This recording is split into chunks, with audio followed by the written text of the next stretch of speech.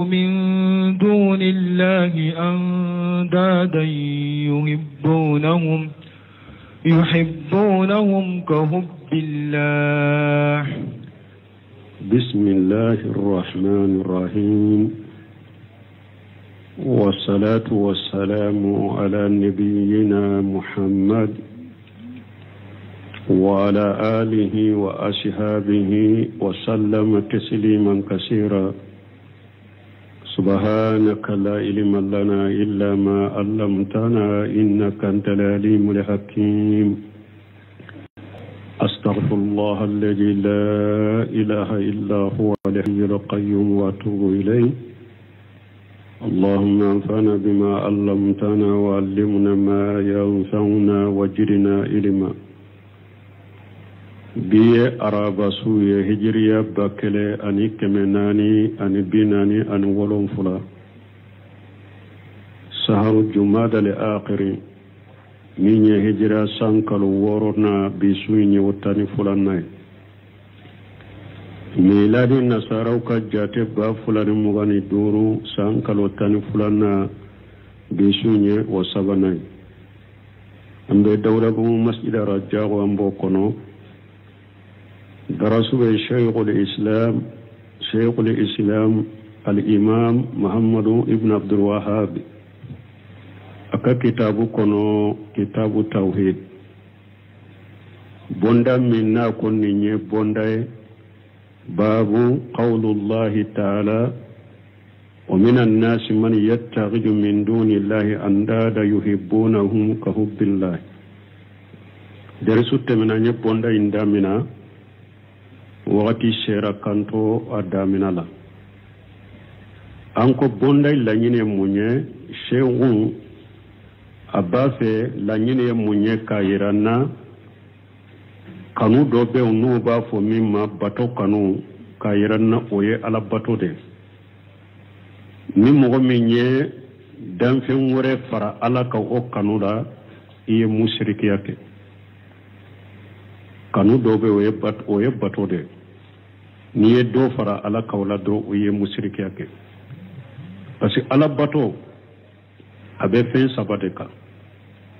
ala bato be fen sabadeka al mahabbatu wa raja wal khawf bato be ni sabadeka ka ala kanu bato ani ki jigida ala ka nema ka ani kasira ala ka janga katakuru wa kanu yad'unana raqaban wa rahaba wa kanu lana qashin bato be ni sabadeka ala kanu ki jigida ala ka nema ka kasira ala ka janga katakuru wodiya to shaykhul islam bun tamiya ba fu ko salafu doko من أبد الله بالحب وحده فهو جندي ومن أبده بالرجاء وحده فهو مرجي ومن أبده بالخوف وحده فهو حروري يعني الخارجي ومن أبده بالحب والرجاء والخوف فهو مؤمن موحد كونو مؤمن على بطو نكانو درونde oye jindiru na chogo dolo bafo sufiyu man abada Allah bil hubbi wahdahu fa huwa sufiyu na chogo dolo jindiru sufiyu uluko kulu be ala bato ni alaka kanu de kulu be ala fede oye ala kanu oya bato kuluma ala kanu kuluma ala bato kulube ala bato ni ala kanu de kuluma ala bato ku jigibe ala kar jannaka kuluma ala bato ko ala kulu do ar janna kono kuluma ala bato fana ala kulu kisi tasmala kulu ya ala bato de wi ala kanu do ya bato o yesufi utai murjiya fana kulu ya ala bato de doro u jigide be ala kan nema kadro wadi aka wulu ye bara bo limaniya ye doro ikadda ala lay biskun kono doro uye bara bo limaniya la har ni ma barake kulu ya ala bato jigide be ala kan nema ka duruniya bato durabido akan nema kono ulute sira janga kata kuna tu janga kata nunu ye murjiyawe minye haruriyu ube qawariju ulu fana ko ulu sirana ala nyede doro ye ala bato wadi ya tolo ba fo ni mugo ya ala soso eye kafiri ebe dume jannaba kono ite bo kulu sirana ala yulu ya ala bato ni ala nya siranya doronde uma bato ku ba kanu uma bato ku jigi ba kan nema ka ulu sirana ye doro ya bato nunu nye qawariju ye mu'minu ulu ko ambe ala bato ka siranya ka kanu ambe ala bato ka kanu bato kanu ambe ala bato nan jigi ba kan nema ka ambe ala bato nan siralembe aka janga katako nunu de to ko mu'minu ewa ahli sunna wal jamaa ka ala bato chogo ben chogo de la wala wode ya to ni bonda donna bato ye kanu ye bato de ni ye fen fara alaka kanu la doro mushrikiya nana wala deresu temene anko kanu atila lendo kata tila yoroma fula folo tila yoroma folo mahabbatu ibadati wa hiya allati tujibu tazallula wa ta'zima kanu tila yoroma folo kanu tila lendo kata tila yoroma fula de folo tila yoroma folo yenninde tila yoroma fula na fana be tila kata nani koma bena fo chokomi tila yoroma folo bato kanu wede kanu min ni bi yere majigi ki yere dogoya ki yere majigi kala bato ki yere majigaye e kala kanu ki yere majigaye kala kanu ka bato kala kanu ka bonya ubafu ninde ma ko khawfu al ubudiyatu ube khawf al ibadatu taybu mahabbatu aba hakli jigi ubafu ninde ma mahabbatu al ubudiyatu ube mahabbatu al ibadatu ko alaka jonya kanu ube pato kanu tila yoroma folo yewoye deresu temena anye do fola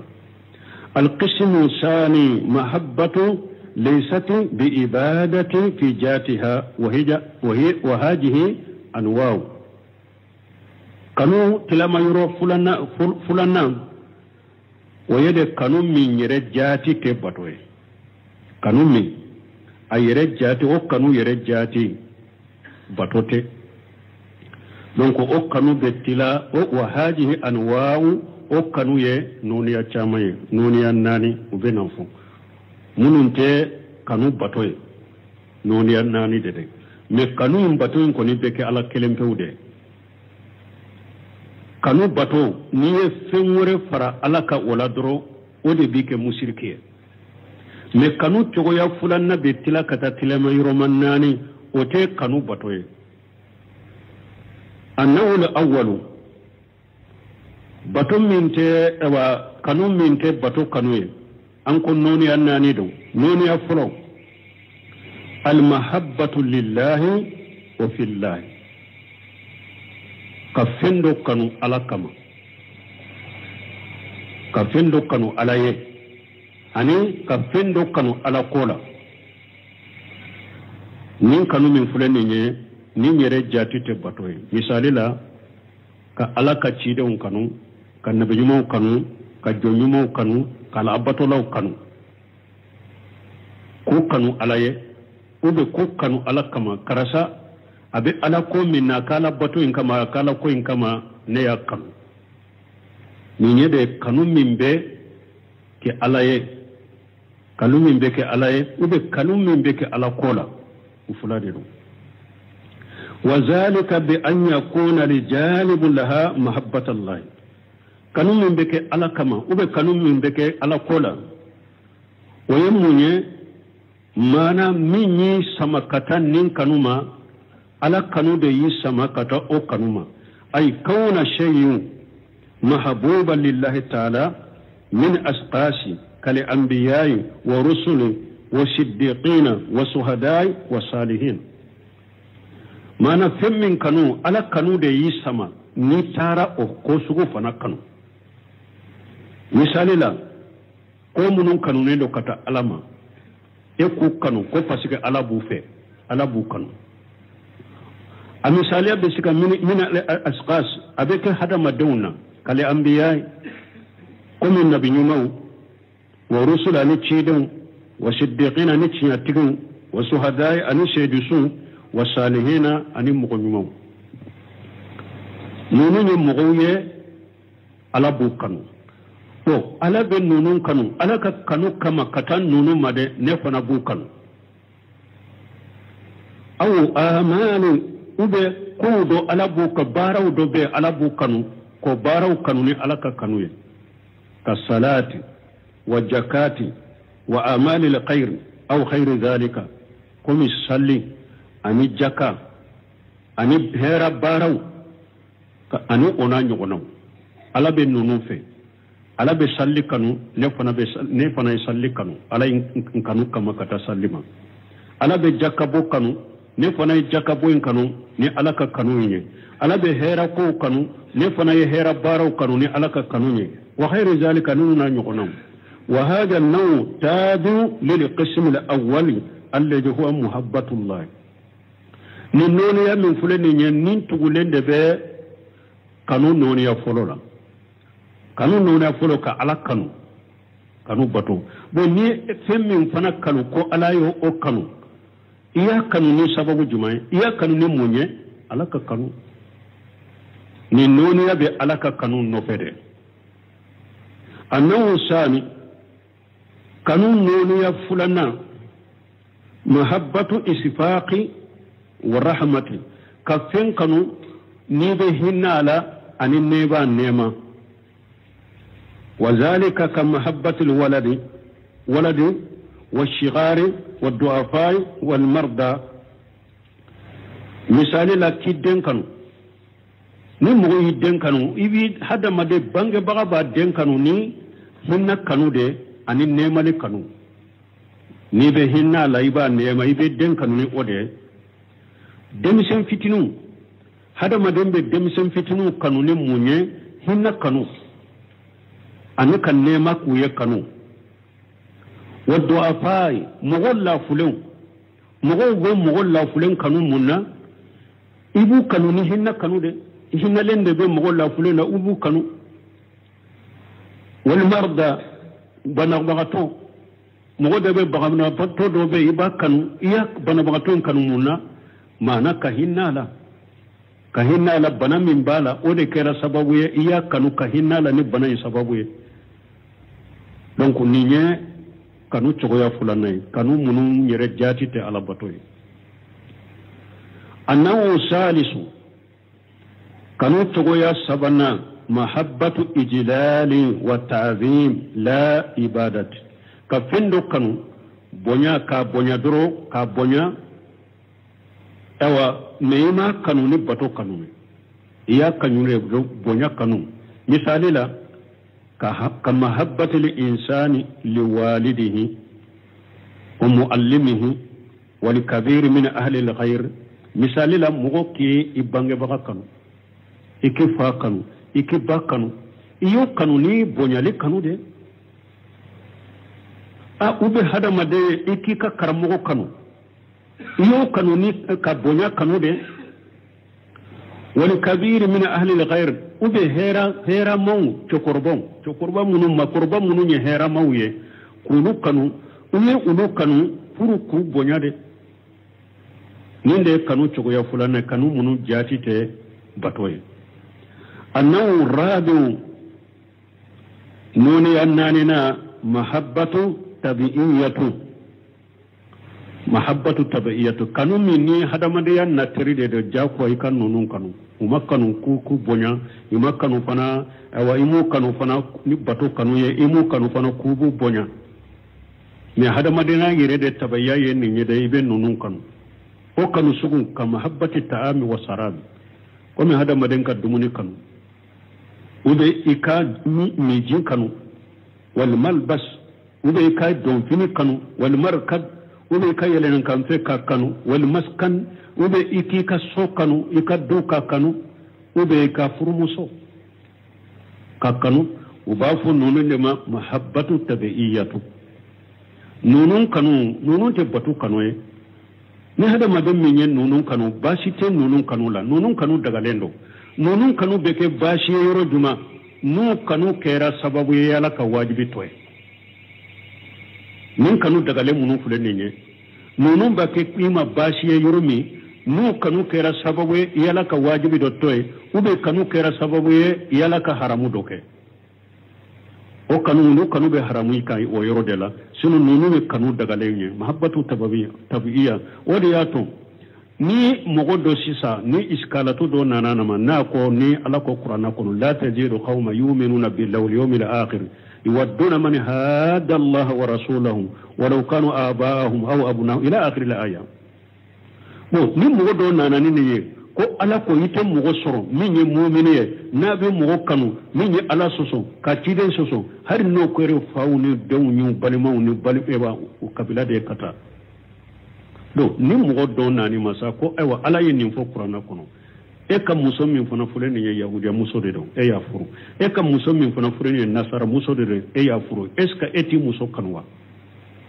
ha wala puru ka boda dima kanu kana nyagambi bole ba fu oho ika furmusu kanu min fule ninye mahabbatu tabi'iyatu ninye hada madin tabiya kanu de ninte batu kanu ye oye kanu daga lende hada madin kanu daga lende de batu kanu to ye donc nunu nye kanu daga le munye batu kanu te wa asrafu hadhihi al-anwa' naw al-awwal nin kanu wa kalite munun fule ninye nin kabbo na beye nin korotale no na beye oye kanu folo inde ala kanu bato kanu ala kanu bato kanu ode be nin kanu imbeka nin kanu be korotale nye ode wal baqiyatu min qism al mubah me kanu to ulu yede kanu munun dagara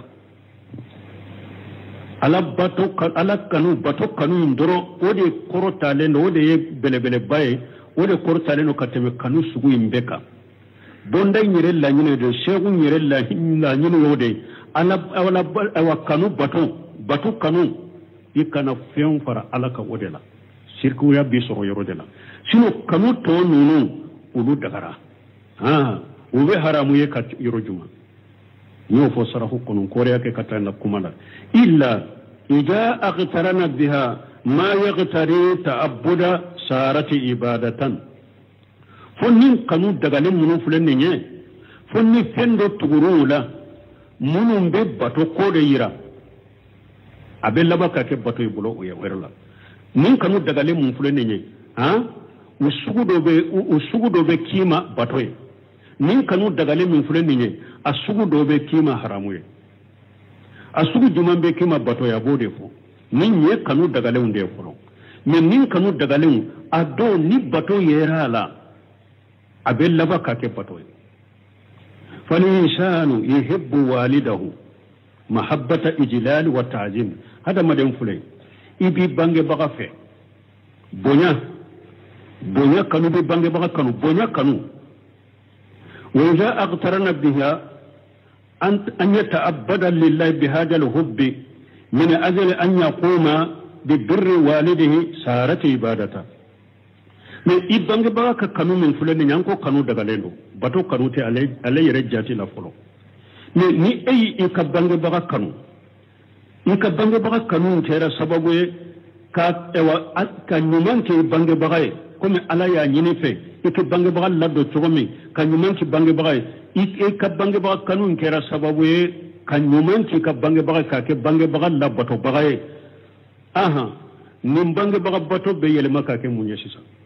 ala bato parce que bange baga bato ni bange baga bato ala bato de do ina ni ala bato bange baga bato de do wa kadhalika wa choko kelena yuhibbu waladahu mahabbata safaqati hada madem bi den kanu hinna kanu ibe den kanu de parce que ibe hinnala wa idha aqtarana biha ma yaqtadi an yaquma bi amri allah bi islahi hajal waladi sarati ibadatan boy ka den kanu min fulen ni atugura nin den kanu na sisa i jora ni den ka ko alaka ko ye den na ka den dila kanye ka ke dina maye ka ke mugo nyuma ye ka dila kanye bon nin den kanu labana ka ke munye sisa ha bato ni den kanu kera sababu ye bolo iye den kanu ka dila kanye kabila ka joni ala ka nyamar ko anya qoma bi amrillah bi isra'i hajal waladi i jorani ala ka nyamar ko kan nin den dila kanye sarati ibadata nin den kanu be labaka ke bato ye bolo wa kadhalika abu chogola al mahabbatu tabi'iyatun kal akli was surbi wal malbas wal maskan in qusida bi al isti'anatu ala al ibadati sarati ibadata abo chogo kelena mahabbatu tabi'iyyin fana nan ko hada maden dan chogo de ko do be lukanu misali la dumuni kanu mini kanu don fini kanu so kanu ni mugo min ye dumuni kanu ube ni mugo min ye mefen kanu ube mugo min ye don fini kanu ube ni mugo min ye sunuma kanu ikalla nyine munye ka dumuni kanu ka do aki deme ala batola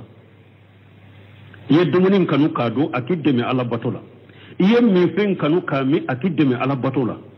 iye sunuma kanu aki deme ala batola akera munye sisa ni so kanu akera ala batola ni dumuni kanu kera ala batoy ni mefen kanu kera ala batoy ni fini kanu kera ala batoy ni furumuso kanu puru akideme ala batola akera munye akera batoy ولهذا من قصو حبب للنبي صلى الله عليه وسلم نساء والتيب من قصو أنك الدنيا كولا على يمسون لك كانوا كتاتشيد ما كانوا دموشيدنا minye kasa jala ka kanu do chidena harisa do nana chiden kwa ka jiya kola ala ye ewa femmin kanu do fem fula kanu do nela aka jiya kola muso ani kasa jala ala ya le kan yesuma ke sallila nunu sabare nyon sura di sakelena donc minde koso muso ala ye muso la kanu kata chiden ma ani kasa jala min hajihi dunya ni jiya kola فحبب إليه النساء علي موسون لك كانوا كتاتشيدما كموسو كانوا بتشيدن جسكون كانوا لأن ذلك مقتدى تبعية بس كهذا مدين دانجو تبادي وين يبي موسو كانوا ولما يترتب عليه من المصالح العظيمة أني مية موسو كانوا كم فرموسو يا كانوا نمان شاما من نمان بام من بو النفع وحبب إليه تيب كسجلان فنا على يو كانوا بتشيدن جسكون لأنه ينشط النفس ويروحها بس كسجلا أبي فرفوني بالنمى أبي النلافية ويشره صدر أبي بشكو فري ولأن تجيبات للتجيبين بس كفن يمو وبمغ يمو دي والله تجيب لا يقبل إلا التجيبا على السنالين على تفهم من النفين سنالين تي ولا من جيكم من فلان يمين يحب التبعية من مؤمن يكانو فرو أكيد دم باتو دودلا أكيري بلو باتو فهذه الأشياء منكم من فلان إذا اتخذها الإنسان بقصد العبادات صارت عبادة نهذا مدام من ينونو منا ومناني كانوا يموني كانوا كن يموني بلو بقصر العبادات أيو كانوا نبطوا لنين ديه سارتي عبادة وباللبا كي بولو كاكي بطوي قال النبي صلى الله عليه وسلم نبي ما قال كتنونا كسباك إنما الأعمال بالنيات وإنما لكل امرئ ما نوى سيدن كبارا بكنين عن يودي نمو من يمين عن على بوري سبيه وقال العلماء دون كبعوكو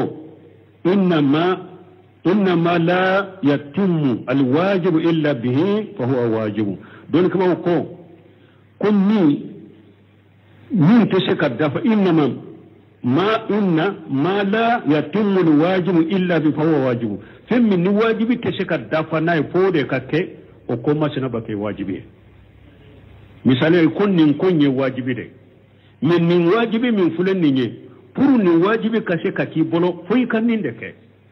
no o make wajibi inte saka ke bolo o ko masina ke ra wajibi wa qalu don ka ko tuguni al wasailu laha ahkamul maqasid ko shiraw kullu nyinu ka kiri de be di shiraw ma ni e shira dota e kala nyini ni shira akilla she ala bato de ma o shira be ke munye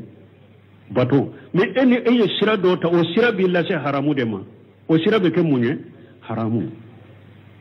haja amuru muntafaqu alayhi ni nyekoye doni ke bawo be benninka kuni wajibi te se ka dafa ni minye o keli keri ka wajibi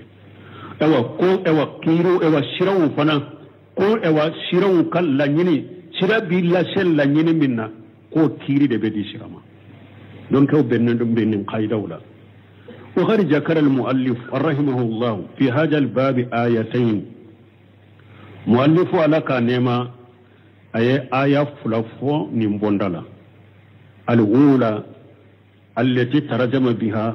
وهي قوله من الناس إلى آخر الآية آية فلو أي بوندا يري دامنا كبوندا يري دايل نميني أي بوندا دايل نميني وهي ألك كمي ومن الناس من تبعيدية وهي مجرورها خبر مقدم أقوم مغو دوبي مغو جمع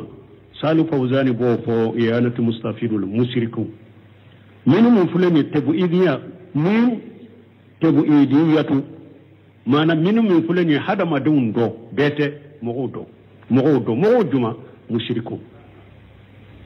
alakum mugo dobe mugo la dondo mushrikun man yattakhidhu mubtada'u mu'aqqaru qawluhu andada jamu niddi wa huwa shabihu wa naziru mugo dobe mugo la min yakum mushrikun ulube bato fiun ubon ulumina ku wele ka far alaka ko bato ka far alaka wa hawlu nako yuhibbunahu ka hubbillahi ubu kabbato fen kanu komu be ala kanu chokome mushriki kaboli mushriki fule mushriki be abe ala kanu de parce que abado ala be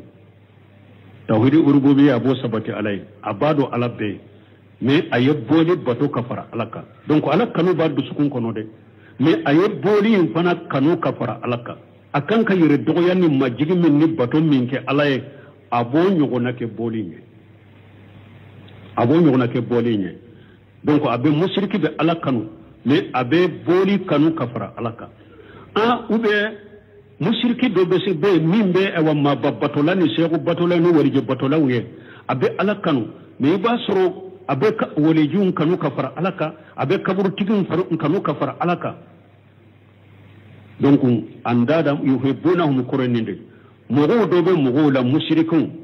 ube bato fen mina kufar alaka ubu ka bato fen kanu ay fi kayfiyatihi wa nawihi ubu ka bato fen kanu chogola anu kanu noni yala fa naw an yuhibba khayra allahi mahabbata ibadati noni ya jumay mogo do eki ka bato fe ube kaburu tigi do ika kanu komi ala kanu chogo mana ka kanu ni bato kanu li ibe sujuru kaye ibe kantigali kaye ibe dafali kaye ibe damakasi kala donc nonu nye bato de nimbe komi ni wa mushriki mimbe ninke eyi ka bato fen kanu anode ya ka ke komi ala kanu chogo kanu minye bato minye nawu minye oye wal kayfiyatu bato ke chogo e kanu ke chogo an yuhibbahu ka mahabbati llahi aw asadda iki ka bato fen kanu komi be ala kanu togo min ube ka bato fe ka kanu kateme ala kayre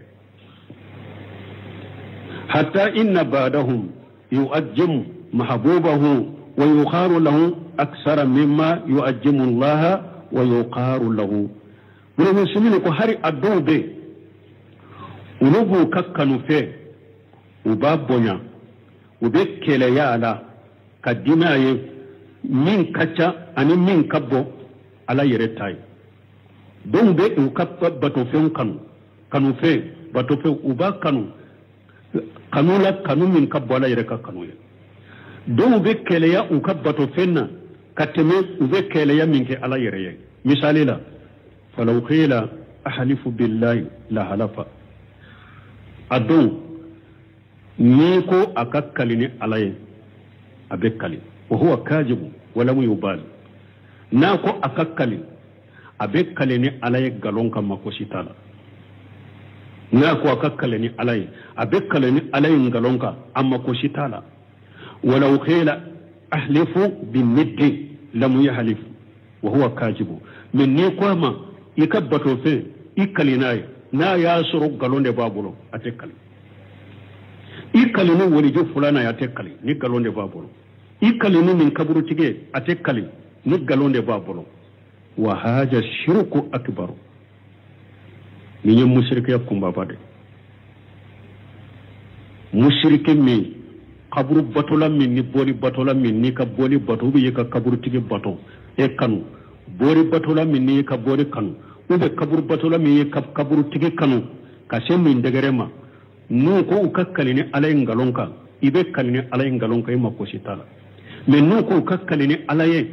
ni ka boliye e nu ko ukakkali ni ka boliye e yere bado galombi bolo nu ko ukakkali ni ka ewa kaburu tige e yere bado galombi bolo ite kali nin tigi yala ni nya ka boli kanu kateme alaka uba ma kanu kateme alaka yala ni nya ka kaburu tige kanu kateme alaka uba ma kanu kateme alaka ewa nin kanu suye mushrikiya kumba bade abtigi bolendo dina kono qawluhu nako ka hubbillahi lil mufassirina fiha qawlan nako bu kabbato feun kanu ube alakanu komu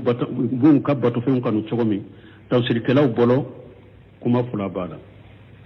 al awwal kuma fulo annaha ala jahiriha kum ambi ayayin to aywa ayayin na chogomi ka kuma fo chogomi ambato odeka wa anna mudafatu ila maf'uliha ko ayayin kuma yin sagira kata akatte fendema ay yuhibbunahum ka hubbihum lillahi ayen ni yoro famu me ni yoro mankene fulana inde medan kene ya tawsir kala fulo ulu ko nin tawsiri mana la yuhibbunahum ka hubbihum lillahi nam ninde bera kena ke tawsiri nyumay ko ubu ka bolin kanu ko mu be ala kanu chogomi yuhibbunahum ka hubbihum allah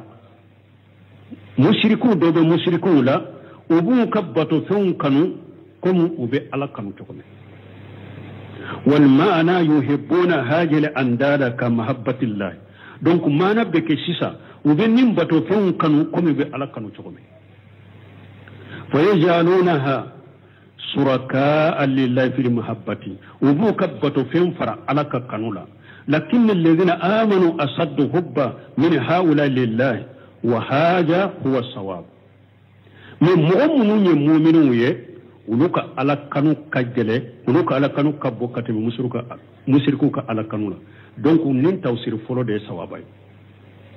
سيوصال فوزان يانة المستفير وكنا بنين دي صوابا نين دي صوابا مانا mushrikun be ala ku kabbato feun kanu ku be ala kanu chogome ni mu'minu ka kanu de ka gele mu'minu ka ala kanu ka gele ka teme mushriku ala kanu chogodi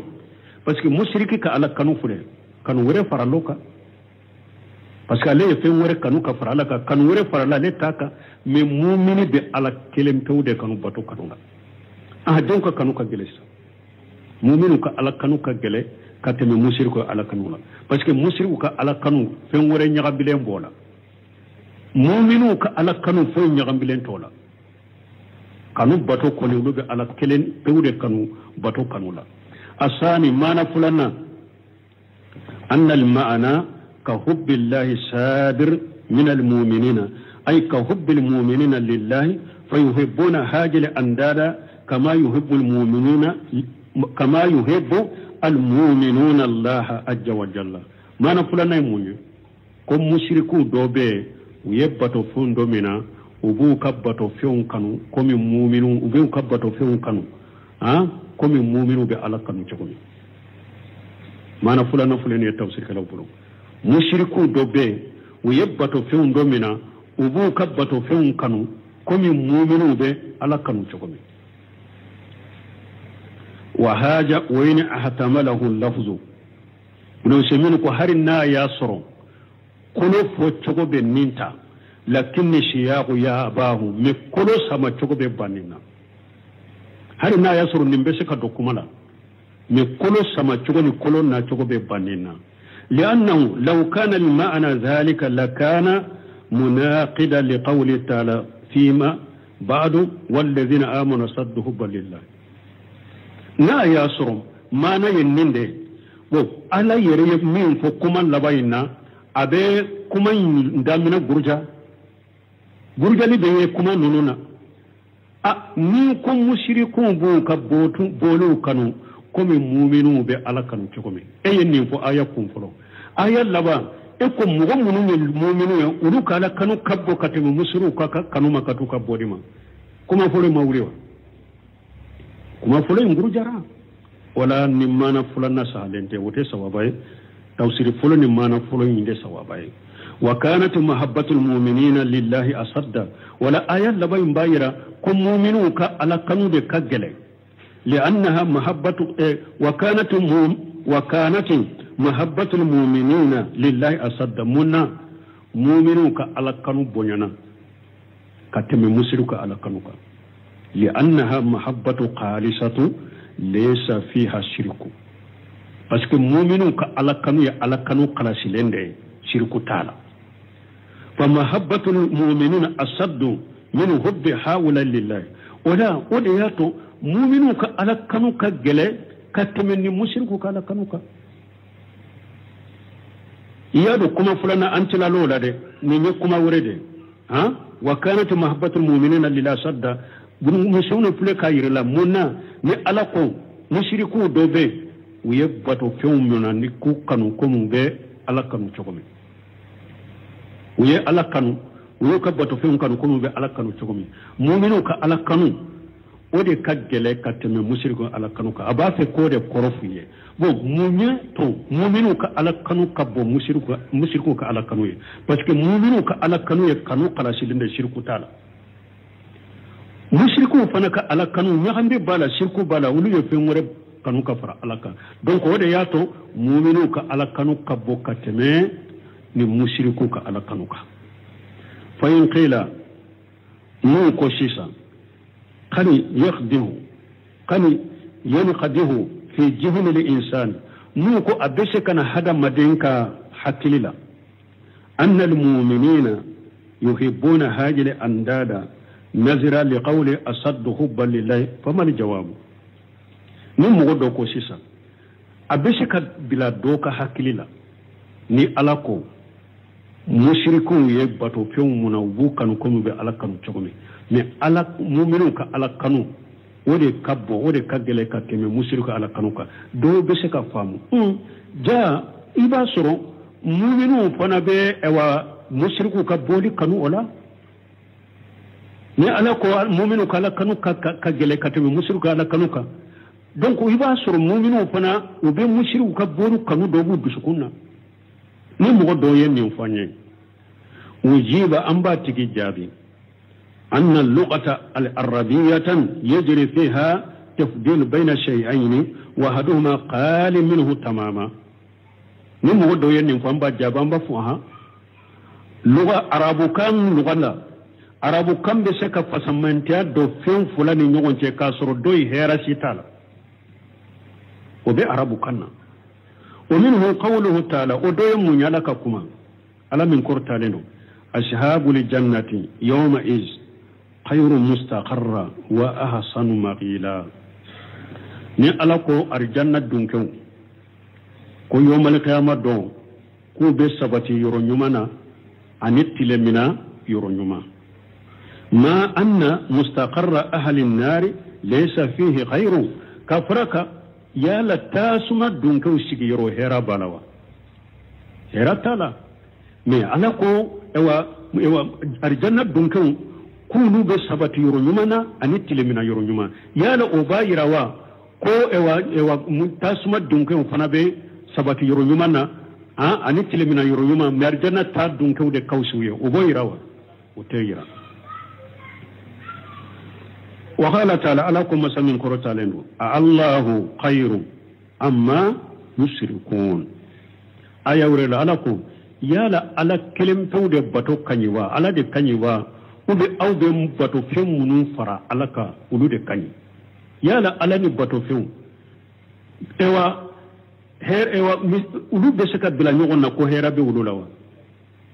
yala ala de kanyiwa ube aw ka bato fen de kanyi hera bu ka bato fen nawa hera tula me ala fule ko u fula bila nyogon koro kasoro hera site doyina وترك الآخر ليس فيه شيء من هذه المواجانات ala fule kan nin fulan munun bila ɲɔgɔn kɔrɔtɛ i b'a sɔrɔ fan dɔ ye hɛra si t'a la arijanna dunke fule sabati yɔrɔ ɲuman na i b'a sɔrɔ jahanaba dunke hɛra si tɛ yala ala de kaɲi ba ube musiriw ka batofɛnw hɛra si tɛ mais ala y'u fula bila ɲɔgɔn kɔrɔ walakinaha min babi muqatabati alqasmi bihasbi itiqadihi men nunu na ɲɔgɔnna ye dɛ ini min bɛ ɲɔgɔn na ka kuma ɲɔgɔnyani an'a ka dusukuna siri hakɛ ka kuma ɲɔgɔnya n'a ka dusukuna siri laɲini ye nunu ɲɔgɔnna bɛ fɔ ni o de munasabatu al-ayati lil-babi al-mahabbatu munna ni aya munasaba jumɛn ye kanu bondala libabi al-mahabbati ni aya munasaba jumai kanu bondala manu li insani an yuhibba ahadaka mahabbatillah aya illanyine munyen ni bondala amunasaba munyen ni bondala abo adomana munye ni bondala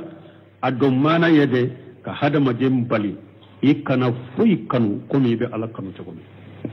lanyine wode ikana fuy kanu komi be ala kanu tagomi لأن حاجة من الشرك الأكبر المخرج عن الملة باسكو ويم مشركيا كومبا بار النبي ودين الله ودياتو مؤلفو يبوندا اندامنا ناي كايرانا باتو كانو بكي على كلم تودي بو ني فين فرا على كباتو كانو لا درو يم مشركيا كومبا باكي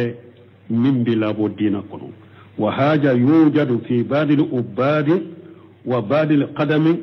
وبعض العباد يؤجمون ويحبون بعض القبور أو الأولياء كمحبة الله أو الصدى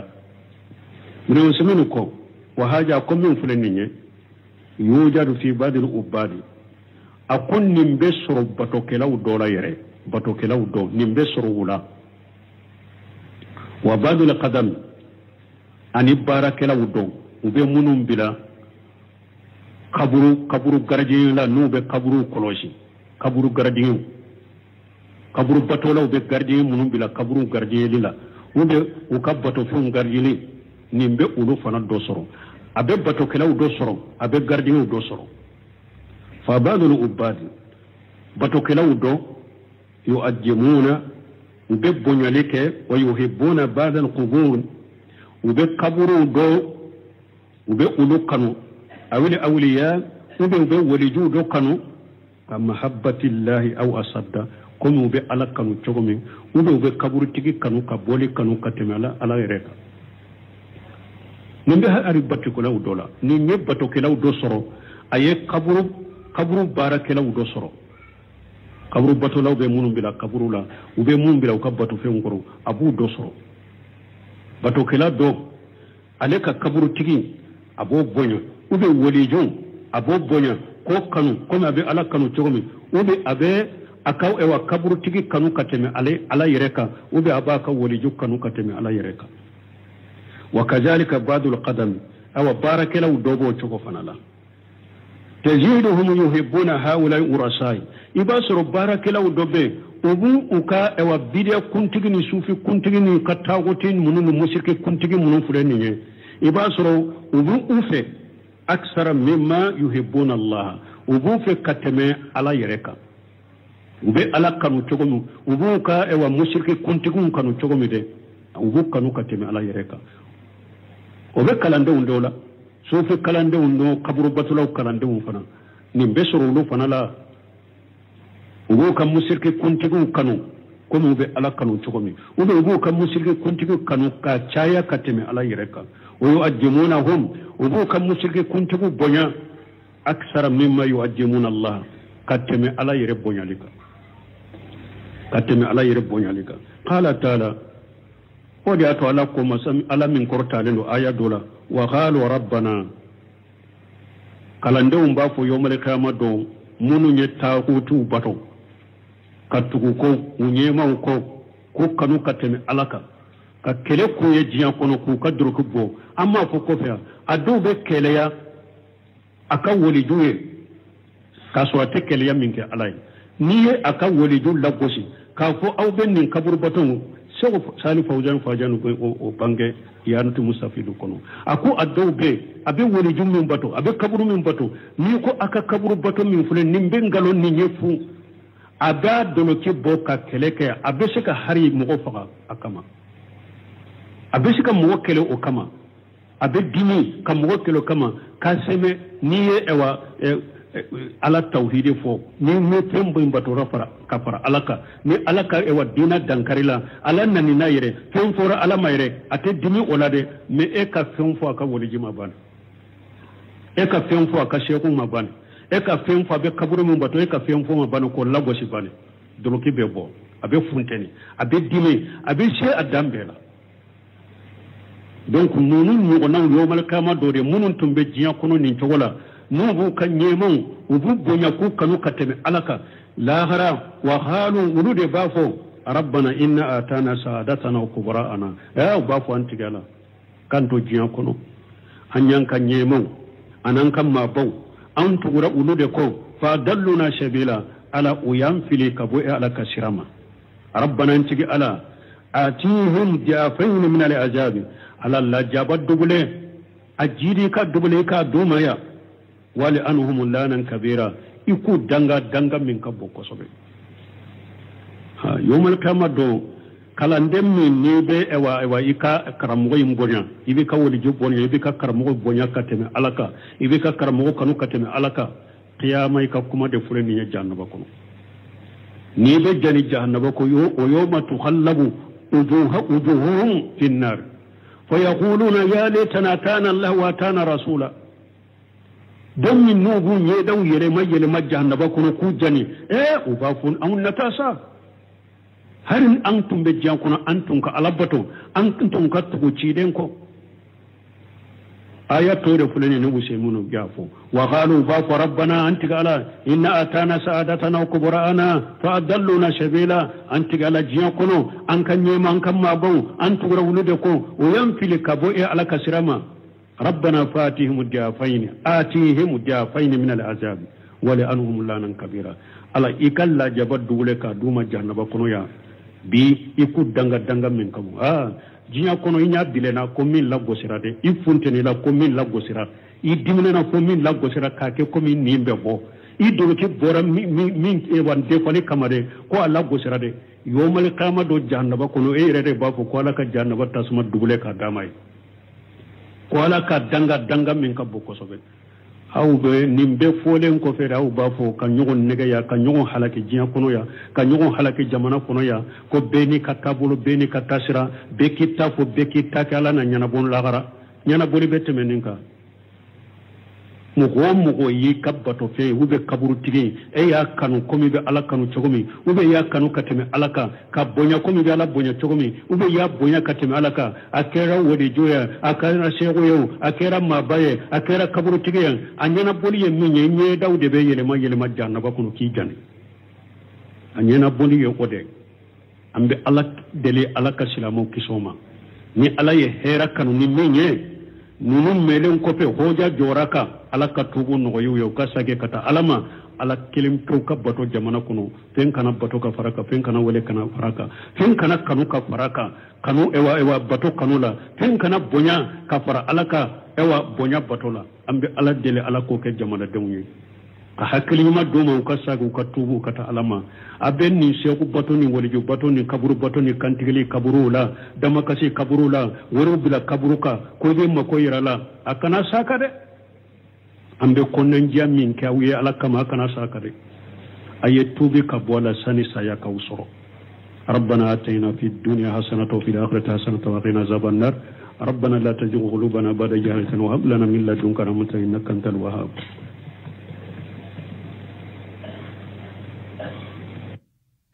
باب قول الله تعالى ومن الناس من يتخذ من دون الله أندادا يحبونهم كحب الله. بسم الله الرحمن الرحيم، والصلاة والسلام على نبينا محمد وعلى آله وأصحابه وسلم تسليما كثيرا. سبحانك لا علم لنا إلا ما علمتنا إنك أنت العليم الحكيم. أستغفر الله الذي لا إله إلا هو الحي القيوم وأتوب إليه. اللهم انفعنا بما علمتنا وعلمنا ما ينفعنا وزدنا علما.